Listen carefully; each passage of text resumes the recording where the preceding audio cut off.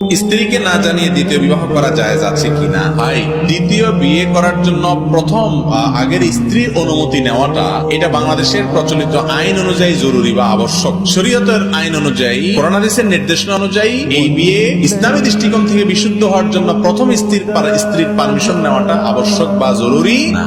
স্ত্রী কোনোদিন পারমিশন দেয়? হাতে গোনা দুই একজন হয়তো দ্বিতীয় পারে না।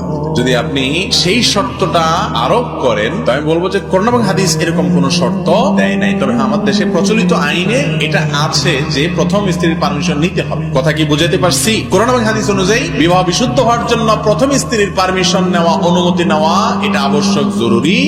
তবে যার দ্বিতীয় বিয়ে করার পর স্ত্রীদের মধ্যে সমতা বজায় রাখার ক্ষমতা আছে, সে দ্বিতীয় বিয়ে করতে পারবে। আজকাল দেখা যায় অনেকেই দ্বিতীয় বিবাহ করে দ্বিতীয়টারে নিয়ে পড়ে আছে, প্রথমটার খোঁজ খবর নেই। এগুলো জুলুম এবং গুনাহের কথা। কথা কি বুঝাতে পারছি? কেউ যদি মনে করে দ্বিতীয় বিয়ের বিষয়টা অযৌক্তিক, সে সাথে সাথে বেঈমান হয়ে যাবে, কারণ আল্লাহ তাআলা কোরআনে কিলোমিটার পারমিশন দিয়েছেন, আপনি এটাকে অযৌক্তিক বলছেন। আমি কি বুঝাতে পারছি? হ্যাঁ, আমি আগেই বলছি। কিন্তু দ্বিতীয় বিয়ে এটা মায়ের হাতের মোয়ানা, চাইলে আর করে ফেললেন। দ্বিতীয় বিয়ে করে প্রথম স্ত্রী দ্বিতীয় স্ত্রীর সাথে সমতা শতভাগ বজায় রাখা এটা এই যুগে মহা কঠিন একটা কাজ। এটা এত সহজ না। আর যার জন্য এটা করার ক্ষমতা নাই, ইনসাফ করার সুযোগ নাই, তার জন্য দ্বিতীয় বিয়ে করা জায়েজ নাই।